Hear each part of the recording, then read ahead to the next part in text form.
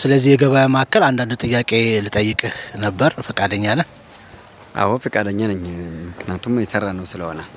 እሺ በዚህ የገበያ ማዕከል ላይ ተዟዙረን እንዳየነው ከሆነ ግንባታው በአጭር ጊዜ የተጠናቀቀና በጣም ጥራትና ደረጃውን የጠበቀ ነው። ይህ የግንባታ ቦታ ምን ያህል ካሬ ላይ ያረፈ? ይህ ግንባታ እዚህ ደረጃ እስከሚደርስ ድረስ ምን ያህል ጊዜ ፈጀ? አመሰግናለሁ። ያው በቅድመ ስለመጣችሁ እጅግ በጣም እናመሰግናለን።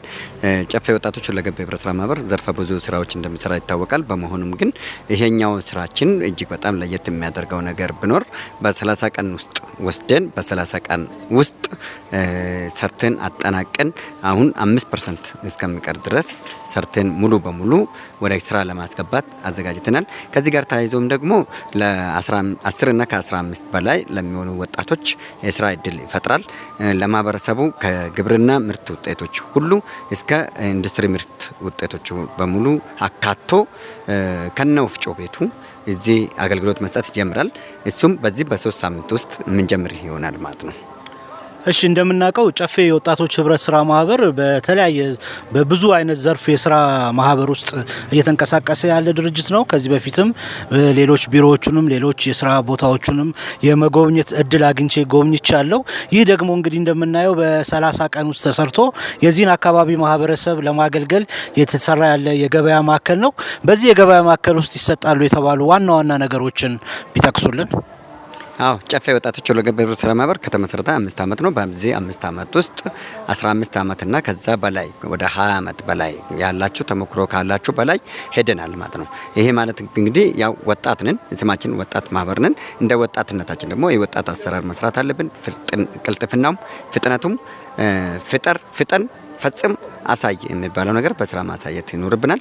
ይሄም ማለት ደግሞ ያው የከተማ ማህበረሰቡም ዳሃውም ሀብታሙም ሁሉም ማዕከለኛውም ሁሉም እኩል የሚጠቀሙበትን አገልግሎት እንዲያገኙ ነው። እዚህ ገበያ ማዕከል ውስጥ ከአልባሳት እስከ ከምግብ እስከ ጫማ የተለያየ ዘርፈ ብዙ አገልግሎት የሚሰጥ ነው። በአጠቃላይ ወደ 200 የሚጠጉ ሱቆች ናቸው እዚህ መሀል ላይ የሚገኙት ገበያ ማዕከላቶቹ። ከዚህ ጋር ተያይዞ እንግዲህ ጨፌ ከዛ ማዕከል አንዱ ነን። ይሄን ሁሉ ስንገነባ 10 ነን፣ ለ10 ተቋማት ነው የተገነባው። እኛ የጨፌው አንዱ ቢሆንም እንኳን ወደ 16 የሚሆኑት ሱቆች ናቸው ማለት ነው እዚህ ውስጥ ያሉት። ከዚህ ጋር ተያይዞ እንግዲህ እናንተም ፌሾ ሚዲያም እንዲሁም ሌሎችም የቲክታክ አጋሮቻችንም እዚህ ማግኘታቸው እጅግ በጣም ደስታ ተሰምቶኛል።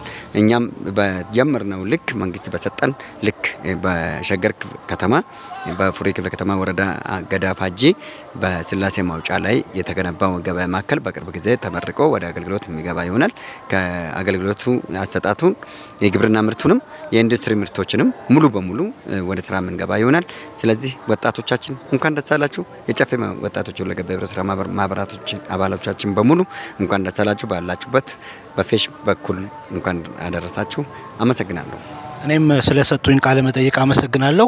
እንግዲህ ተመልካቾቻችን በዚህ ግንባታው እየተካሄደበት ባለበት ቦታ ላይ ተዟዙሬ እየተመለከትኩ እንዳለሁት ለብዙ ወጣቶች የስራ እድል የሚፈጥር እንደገና ደግሞ የከተማውን የኢኮኖሚ ሁኔታ የሚያሰልጥ በጣም የሚገርም የገበያ ማዕከል ነው እየተገነባ ያለው። በዚህ የገበያ ማዕከል ብዙውን የአካባቢውን ነዋሪዎች ተጠቃሚ ያደርጋል።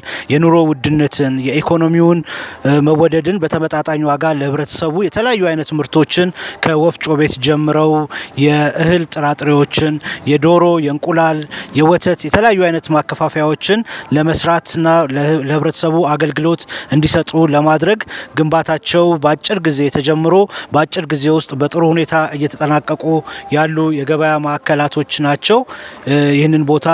ይህንን የገበያ ማዕከል በአካባቢው ላይ አይተን ተመልክተን ጎብኝተን ይህንን ዘገባ ለእናንተ ይዘን መጥተናል። ስለተከታተላችሁን እጅግ እናመሰግናለን። ከፊሾ ሚዲያ